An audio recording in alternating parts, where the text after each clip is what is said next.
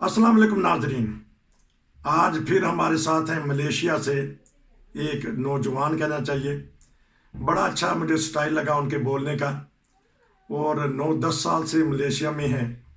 हमारी कोशिश होती है कि दुनिया में जहाँ भी लोग हैं उनके तासुरात लिए जाएं और पता किया जाए कि वहाँ का माहौल कैसा है, वहाँ के लोग कैसे हैं। मैं उनके पास चलता हूँ। जी अस्सलाम वालेकुम। वालेकुम सलाम वरहमतुल्लाह। हाँ जी, आप ठीक ठाक हैं?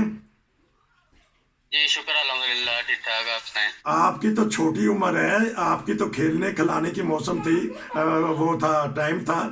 तो आप 9-10 साल पहले मलेशिया में आ गए, तो खेलते याद नहीं है कि पाकिस्तान में जो खेलों के मैदान है, अपने साथी हैं, या उस वक्त का माहौल याद नहीं आ रहा? बहुत ज़्यादा याद आता है वो वक्त तुम्हारा जो कि गुजर चुका है इस टाइम। अच्छा। हाँ हाँ। जी। हाँ जी, बताइएगा क्या खेलें खेलते थे, फिर मैं आपसे तारुफ लूंगा। क्या, किस चीज़ में आप महारत रखते थे? मेरा शौक ज़्यादातर वो क्रिकेट का होता था कि वो क्रिकेट खेलते थे उधर। अच्छा, तो क्रिकेट का कोई यादगार लम्हा याद है पाकिस्तान टीम का? क्योंकि उस वक्त वर्ल्ड कप के वक्त तो आप बिल्कुल ही बच्चे थे या पैदा ही नहीं हुए होंगे। तो किसको पसंद करते हैं क्रिकेट में? क्रिकेट में मेरा फेवरेट अब्दुल रज़ाक थे और शाहिद अफरीदी। अच्छा, आप बॉलर हैं या बैट्समैन हैं? बैट्समैन। तो अम्मी अबू से कभी मार तो नहीं पड़ती थी क्रिकेट के बारे में? क्योंकि अक्सर खिलाड़ी यही कहते हैं कि हमारी मुखालफत वालिदैन करते रहे हैं। तो आपके साथ ये मामला तो नहीं हुआ था? बड़ी होती रही है मुखालफत इस चीज़ की कि गर्मी में भी क्रिकेट खेलते थे, गर्मियों में जून जुलाई के महीने में भी। अच्छा, तो जी। मलेशिया में मौका मिलता है खेलने खिलाने का? कोई ऐसे मैदान है कि क्रिकेट खेल सकें, या मलेशियन को पता ही नहीं है कि क्रिकेट क्या चीज़ है? मलेशियन को तो वैसे पता ही नहीं है क्रिकेट के बारे में, लेकिन मैदान भी यहाँ पर उस तरह के नहीं है जिस तरह के पाकिस्तान में है। यहाँ पर पहाड़ी इलाका है ना, अच्छा। तो अगर कोई है तो आसपास नहीं है कोई भी इस तरह का मैदान के जहाँ पर क्रिकेट खेली जा सके सही तरीके से। तो जो पाकिस्तानी या इंडियन या बांग्लादेशी हैं या श्रीलंकन है, जब आपस में मिलते हैं तो जोश और जज्बा नहीं आता कि चले जी आपस में कुछ क्रिकेट ही खेल लें? असल में इतना टाइम ही नहीं होता क्रिकेट खेलने का, मिलता ही नहीं है टाइम बिल्कुल ही। अच्छा, तो चलें, ये तो तारफ हो गया छोटा सा आपका। अब जो मैंने वसीद अहमद नाम का है, आप ये दुरुस्त लिया है मैंने नाम? हाँ जी। अच्छा। जी जी। हाँ जी, कितने अरसा से माशाल्लाह मलेशिया में है? मुझे तकरीबन 9 साल होने वाले हैं। 9 साल हो गए हैं। क्योंकि हिजरत एक ऐसी चीज़ है, इसमें इंसान को मुश्किलात भी आती हैं, परेशानियां भी होती हैं, दिक्कत होती है, भूखा भी रहना पड़ता है, पैदल भी चलना पड़ता है जब कोई हिजरत के लिए जाता है। और हमने ये देखा है कि इंसान हिजरत के वक्त बाद दफ़ा मंजिल मकसूद पे भी नहीं पहुंच सकता, रास्ते में कुछ हो जाता है। तो क्या क्या मुश्किलात आपने देखी हैं? क्योंकि ज़ुबान और थी और माहौल और था, छोटी उम्र थी। तो बताइएगा आपका कैसा तजर्बा रहा हिजरत का? इसमें मुश्किलात तो बहुत ज्यादा आई हैं और आती रहती हैं मुश्किलात। तो हिजरत में तो जारी बात मुश्किलात तो हैं ही। जी। बस इसी तरह ही है कि अल्लाह ताला ने हिम्मत दी है बर्दाश्त की, तो अच्छा, किया है और कर रहे हैं आगे तक। तो केस पास है, क्योंकि मलेशियन हुकूमत आज, क्योंकि वहाँ अक़वाम मुत्तहिदा का जो अदारा है, वो कोरोना के बाद हम जब इंटरव्यू लेते हैं कि केस दोबारा शुरू कर दिए हैं, ऑनलाइन लेना शुरू कर दिए केस। ऑनलाइन से मतलब उस दिन कुछ बता भी दिया था, क्योंकि आप यंग हैं, बताइएगा ऑनलाइन से क्या मतलब है? ऑनलाइन से मुराद ये है कि कोविड की वजह से उन्होंने यूएन से बुलाना उन्होंने बंद किया कि उधर रश हो जाता है, इस वजह से उन्होंने ऑनलाइन सिस्टम किया है। जी। तो वो ऑनलाइन हम अप्लाई कर देते हैं, लेकिन उसकी वैल्यू कोई नहीं है अच्छा, जब तक वो आपको बुलाते नहीं है। ठीक है। क्योंकि जर्मनी में या ये जो शंजन जो ममालिक हैं, 15-20 हैं, इसमें ये रूल है कि अगर कोई बंदा किसी दूसरे मुल्क से आए और उसने असाइलम केस करवाया है, तो कानून कहता है कि वो उसी मुल्क में चला जाएगा जहाँ से वो क्रॉस करके आया। मसलन जर्मनी है, इसको 7-8 ममालिक लगते हैं। कोई इटली से, फ्रांस से, बेल्जियम से कोई अगर आया है, तो उनको के वो उसको वो कहेंगे कि नहीं जी आप उसी मुल्क में जाएं, पहले आप उतरे थे। ملیشین حکومت ایسا اعتراض تو نہیں کرتی کیونکہ بارڈر کراس کر کے یا بائی ایئر آئے تو ان کو یہ اعتراض تو نہیں ہوتا؟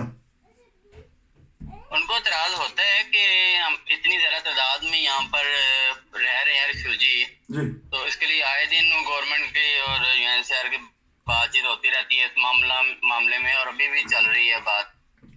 تو ڈیبورٹ بھی کر دیتے ہیں کسی کو اگر کیس نہ پاس ہو سکے، وہ مطمئن نہیں ہے ادارے، وہ ملیشین حکومت پکڑ کے ڈیبورٹ کر دیتی ہے اس بنا پہ؟ جی ابھی تک اس طرح کا نہیں واقعہ ہے کہ جن کا کیس ریجیکٹ ہوا اور وہ رپورٹ ہوا، جو میری نظر میں ہے یا میرے سامنے کوئی ہوا ہوگا لیکن مجھے اس بارے میں نہیں علم۔ لیکن دوسرا یہ کہ اگر جس طرح آپ آن لائن اپلائی کرتے ہیں ہم گھر میں بیٹھ کر، کوئی کاغذ ہمیں نہیں ملتا، اگر وہ آپ کو گورنمنٹ پکڑ لیتی ہے تو پھر ڈپورٹ کے چانسز ہیں کہ وہ آپ کو ڈپورٹ کرتے ہیں۔ اچھا، آن لائن یہ خطرہ ہے کہ آپ کو کیونکہ کاغذات نہیں ملتے، لیکن وہ جب نمبر ایشو کر دیتے ہیں وہ کافی نہیں ہوتا پولیس کو یا محکمے کو دکھانے کے لیے؟ نہیں وہ کافی نہیں ہوتا۔ اچھا، تو لیکن بعض دفعہ کہتے ہیں کہ یہ پولیس ڈیبورٹ کر دیتی ہے ملیشین حکومت، وہ کس بنا پہ کرتی ہے؟ کون سا انسان نے جرم کیا ہوتا ہے کہ وہ ڈیبورٹ بھی کر دیتے ہیں؟ یہاں پر ملیشیا میں ہمیں کام کرنے کی اجازت نہیں ہے، اگر کام کے دوران پکڑے جاتے ہیں تو تب بھی وہ چانسز ہیں ڈپورٹ ہونے کے۔ اچھا، اگر ہمارے پاس کاغذ بھی ہیں تب بھی مشکل ہے اس چیز میں، اگر کاغذ ہے بھی ہیں تو پھر بھی مشکل ہے کہ ہمیں چانسز ہیں کہ اگر وہ پکڑ لیتے ہیں کام کے دوران تو ڈپورٹ کا چانسز بڑھ جاتے ہیں، کیونکہ وہ پھر ڈیبورٹ کرنے کا ان کا اختیار ہو جاتا ہے۔ کیس پاس ہونے کے بعد آپ نے کچھ سنا ہے کہ آپ کے ارد گرد یا آپ کے عزیز دوست ساتھی کوئی دوسرے ملک میں چلے گئے ہوں، ری سیٹلمنٹ ہو گئے ہوں اور آپ کے ساتھ آئے ہوں، کیونکہ آپ 9 سال سے بھی ہیں، آپ کی ری سیٹلمنٹ نہیں ہوئی، تو کوئی سنا ہے آپ نے کوئی کیس ایسا یا کسی بھی ملک کے ہوں وہ؟ میرے 9 سال کے عرصے میں جتنے بھی میرے جاننے والے ہیں ابھی تک سب کے سب ادھر بیٹھے ہوئے ہیں۔ اگر کوئی یہاں سے گیا ہے وہ اوریجنل کیس ہے جس کا جو گیا یہاں پر، کسی کا کوئی فیملی ممبر کوئی معذور ہے یا بیٹا معذور ہے یا کوئی بھی فیملی ممبر معذور ہے اس میں، وہ لوگ گئے ہیں میڈیکل کی بیس پہ، میڈیکل نارمل۔ ہاں جی، نارمل والے نہیں ابھی تک میں نے سنا کوئی نارمل والا گیا ہو 9 سال کے اندر۔ اچھا چلیں، کیونکہ سوال سے سوال ہوگا کہ بعض دفعہ یہاں جرمنی میں بھی، یورپ میں، کہ مختلف ممالک کے لوگ آتے ہیں، مختلف شخصیات ہوتی ہیں، تو آپس میں لڑائی جھگڑا بھی ہو جاتا ہے۔ بعض دفعہ افغانستان کے لوگ گروپ بن جاتا ہے، بعض دفعہ افریقن بن جاتا ہے، بعض دفعہ بنگلہ دیش بن جاتا ہے، لڑائی لڑوئی بھی ہو جاتی ہے۔ وہاں بھی ہو جاتی ہے جہاں پولیس کے کسٹڈی میں رہتے ہیں لوگ، کہ پولیس سے مطلب کہ جہاں یہ کیس کرواتے ہیں۔ کوئی ملیشیا میں تو نہیں ایسا واقعہ کہ آپس میں لوگ کوئی لڑائی جھگڑا ہو گیا ہو، پھر ایسی کوئی مشکل پیش آئی ہو؟ اس طرح کے واقعات تو ہوتے رہتے ہیں آئے دن، کسی نہ کسی کے ساتھ کوئی رستے میں جا رہا ہے، کسی کے ساتھ کچھ حادثہ ہو گیا ہے، کسی سے موبائل کھینچ لیا گیا ہے، اچھا، کسی سے پیسے کھینچ لیے گئے ہیں، اس طرح آئے دن واقع ہوتے رہتے ہیں۔ میرے ساتھ خود 2018 میں ہوا تھا کہ میں آ رہا تھا، رستے میں تھا کہ مجھے مارا گیا ہے اور سر پہ چوٹ لگی تھی، اچھا، جس میں جب تک میں یاد نہیں ہے لیکن 6 7 8 ٹانکے لگے تھے، وہ اسٹچز لگے تھے سر کے اوپر، کیونکہ کالی بھیڑیں ہر ٹانکے لگے تھے۔ ہاں جی، کالی بھیڑیں ہر معاشرے میں ہوتی ہیں۔ کہ کل ہی ایک دوست ذکر کر رہے تھے آسٹریلیا سے کہ وہ جب ملیشیا میں گئے تو $2000 ان کو چھین لیے کسی نے۔ تو اب بتائیے گا کہ ری سیٹلمنٹ کا آپ نے کہا کہ 9 سال سے ہیں اور ماشاءاللہ آپ شادی شدہ ہیں، ایک بیٹی بھی اللہ تعالیٰ نے عطا کی ہے، وہیں ملیشیا میں ہی آپ کی شادی ہوئی ہے اور وہیں ماشاءاللہ بیٹی پیدا ہوئی ہے؟ ہاں جی، ملیشیا میں شادی ہوئی ہے اور یہیں پہ میری بیٹی پیدا ہوئی ہے، میں ملیشیا میں تھا جب شادی ہوئی ہے۔ شادی کا کیا طریقہ کار ہوتا ہے؟ کیونکہ دوسرا ماحول ہے، پاکستانی سسٹم ہے یا آرام سے بس نکاح ہوا تو دلہن کو اس گھر میں لے آئے؟ یہ تو انسان کا اپنا اپنا ہوتا ہے کہ کتنا افورڈ کر سکتا ہے، کہ کوئی نارمل کرتا ہے، کوئی اپنا فنکشن کر لیتا ہے، وہ ہر انسان کے اپنا جس کی جتنی جیب ہو اجازت دے وہ حساب سے کر لیتا ہے۔ اچھا، کیونکہ میں نے نا آپ سے چھوٹے موٹے سوال پتہ کرنے، یہ بتائیے گا کہ ماشاءاللہ آپ کو اللہ تعالیٰ نے بیٹی سے نوازا ہے، تو میں نے ایک انٹرویو لیا تھا ملیشیا میں رہنے والے دوست، وہ کہتے ہیں کہ بچوں کی پیدائش میں بڑا خرچہ ہے، تو اس کا پھر کیا آپ نے حل نکالا؟ کوئی آسانیاں پیدا ہوتی ہیں किसी ने कोई मदद की या क्या हुआ, फिर कितना खर्चा आ गया? अगर हमें वो डॉक्यूमेंट मिल जाते हैं जो पिक्चर लेटर से स्टार्ट होता है, जी जिसकी यहाँ पर कुछ वैल्यू है, कुछ मान लेती है गवर्नमेंट यहाँ पर, वो भी ज्यादा नहीं है, जी तो उस पे होता है कि वो गवर्नमेंट हॉस्पिटल जो होते हैं वो हाफ डिस्काउंट कर देते हैं। जी। तो कितना तो जो उसमें हाफ होके भी अगर नॉर्मल है तो उसका भी तकरीबन 1700-1800 रिंगिट के हिसाब से खर्चा आ जाता है, और अगर ऑपरेशन है तो वो 3000 के करीब, तकरीबन 2500-3000 के करीब उसका खर्चा आता है मलेशियन रिंगिट। पाकिस्तानी रुपए में बता दीजिएगा ताकि पता लग जाए कि माशाल्लाह अगर वहाँ पैदाइश होती है बच्चे की तो कितना खर्चा है। अगर किसी के पास डॉक्यूमेंट्स हैं यहाँ पर पिक्चर कार्ड या पिक्चर लेटर, तो अगर ऑपरेशन होता है तो तकरीबन 1.5 लाख के करीब खर्चा आता है। अगर जिसके पास कागज हैं यहाँ पर डॉक्यूमेंट, इसको पिक्चर लेटर या पिक्चर कार्ड, अगर जिसके पास नहीं है तो उसका यही खर्चा डबल हो जाता है। अच्छा, एक और छोटा सा सवाल पूछ लूँ, क्योंकि वहाँ पता लगा कि अखराजात खुद ही करने पड़ते हैं, अदारे की तरफ से पैसे वगैरह नहीं मिलते, जिस तरह यूरोप में जो असाइलम लेते हैं उनको खर्चा मिलते हैं उनके बच्चों की पैदाइश पे। तो जो मकान का किराया है, क्योंकि पाकिस्तान में जहाँ हम रहते थे लाहौर में आके, अगर किराया ना दे सकें तो मालिक मकान जो है वो ताला लगा देता था कमरे को। तो ये हमारे साथ भी ऐसा 1-2 दफ़ा हुआ। तो अगर आप कोई ऐसे मालिकान से वास्ता पड़ा है कि जो किराया नहीं देता तो उन्हें कहा चुको जी अपने भांडे ते भजो साढ़े घर चो? जी बिल्कुल ऐसे हुआ है। कोविड में जब लॉकडाउन था जी तो तब ऐसी सिचुएशन मेरे साथ भी आई है, बहुत सारे ऐसे लोगों के साथ आई है कि वो मालिकमान कहते थे कि हमें नहीं पता कि लॉकडाउन है या जो भी, हमें तो किराया चाहिए। अच्छा। और यहाँ पर यूएनएचसीआर आपको कोई सपोर्ट नहीं करती, ना मेडिकल के लिहाज से और ना आपके घरों के रेंट के लिहाज से। लॉकडाउन गुजरा है उसमें भी आपको यूएनएचसीआर ने कोई हेल्प नहीं की। क्योंकि नाज़रीन को बता दें लॉकडाउन से पूरी दुनिया मुतासर हुई है, और ख़ास तौर पे जो जिनको काम की इजाज़त नहीं होती, और जो बहुत सारे लोगों के काम भी छूट गए। और लेकिन ये जो उनसे तरक्की याफ्ता ममालिक हैं, हुकूमतों ने उनको सरपरस्ती की, लेकिन मलेशिया में जो मुहाजिरीन हैं उनको ऐसी सोर्सेज नहीं मिले जो हुकूमत की तरफ से। तो मेडिकल का कैसा सिस्टम है? अगर कोई बीमार हो जाता है, पैरासिटामोल, एस्प्रिन जिंदाबाद? जी बिल्कुल ऐसे ही है। वो छोटे छोटे क्लिनिक बने हुए हैं, कुछ एनजीओ चला रही हैं उनको। नॉर्मल जिस तरह बुखार हो गया हल्का सा या कोई हल्की सी वो बीमारी है, उसकी जाके दवाई ले लें, वो फ्री में मिल जाती है। लेकिन उस पे भी अगर घर से दूर है तो वो किराया लग जाता है उतना जाने के लिए। अच्छा। तो फिर कोशिश यही होती है कि वो पैनाडोल से ही आराम आ जाए, वो पहले ट्राई उससे ही करते हैं। हाँ, क्योंकि सस्ती भी है, एस्प्रिन भी है। तो क्योंकि अब प्रोग्राम का वक्त ख़त्म हुआ, इंशाल्लाह हम आपसे और भी प्रोग्राम लेंगे। कुछ बात अपनी बताना चाहते हैं कैसा तजुर्बा रहा है? माशाल्लाह छोटी उम्र में हिजरत कर ली, अब 9 साल वहाँ तजुर्बा हो गया, तो क्या करते हैं, लोगों की खिदमत किस तरह करते हैं? क्योंकि आपको ज़ुबान इंग्लिश भी आती होगी और दूसरे जो नए आते हैं उनके साथ भी आप हेल्प करते होंगे। तो ये मिला जुला कोई बताइएगा कि कैसा तजर्बा रहा और कैसी खिदमत खलक आजकल कर रहे हैं?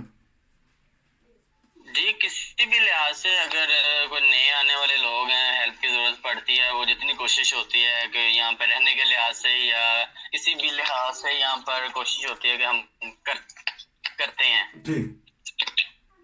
जिस तरह भी हो गया हम कोशिश करता हूँ कि मैं गाइड करूँ। लेकिन ये है कि नए आने वाले लोगों के लिए यहाँ पर बहुत ज़्यादा मुश्किलात हैं। 2 से 3 साल तक उनको कुछ भी नहीं मिलता और उनको आते जाते परेशानी रहती है कि हमें पकड़ ना ले। क्योंकि हमने नाजरीन प्रोग्राम किए थे 2-3 साल पहले भी, अब भी प्रोग्राम करते हैं कि अगर वहाँ कोई पकड़ा जाता है मलेशिया में तो फिर समझ लें कि पाकिस्तानी पुलिस तो कुछ भी नहीं है। वहाँ ऐसे हालात हैं, जेल में भी जो सी हैं तशद्दुद किया जाता है। बल्कि हमने एक प्रोग्राम किया था कि वहाँ जेल में एक शहादत हो गई थी, एक फौत हो गए थे। इस तरह बाज़ दफ़ा बच्चे भी वहाँ फौत हो जाते हैं, बाज़ दफ़ा लापरवाही से कुछ और हादसा भी हो जाते हैं। लेकिन हिजरत के कुछ तकाजे हैं। ये हमारे बड़ा जवान थे, इनसे मैंने कहा कि अलैक्स भी करेंगे, कोई हालात पूछेंगे। मौसम कैसा है जहाँ आप रह रहे हैं? पहाड़ी इलाका आपने बताया, खूब एंजॉय कर रहे हैं? جی بارشیں ہو رہی ہیں، بارشوں کے ساتھ ڈینگی بھی نے بھی پیدائش لی ہوئی ہے، وہ بھی ڈینگی بھی اب سر پہ چڑھ کے بول رہا ہے. تو کیا کس طرح بچت کرتے ہیں اگر، کیونکہ آنے والے جب آئیں گے یا سنیں گے آپ کا پروگرام، تو ڈینگی سے کس طرح بچت کرتے ہیں تاکہ محفوظ رہیں؟ کون سے آلات یا کیا کھا پی کے آپ کرتے ہیں، اور چھوٹی بچی بھی ہے آپ کے پاس؟